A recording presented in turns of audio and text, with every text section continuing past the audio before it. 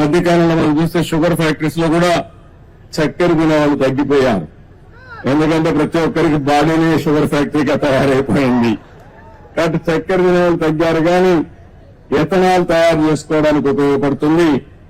ఇది సస్టైనబిలిటీ ఉండాలి, రైతులకు న్యాయం జరగాలి, రైతుల భాగస్వామ్యంతోనే పనిచేయాలి. అందుకని ఇక్కడే పార్లమెంటు మెంబర్ రమేష్ ని, అదే మరి అనిత గారిని, ఇద్దరిని చెప్తున్నా, ఇక్కడే ఎమ్మెల్యేస్ కూర్చొని వర్కౌట్ చేయండి. రైతులకు న్యాయం చేయడం ఎన్డీఏ ప్రభుత్వం యొక్క మొదటి కర్తవ్యం, అది చేస్తాం.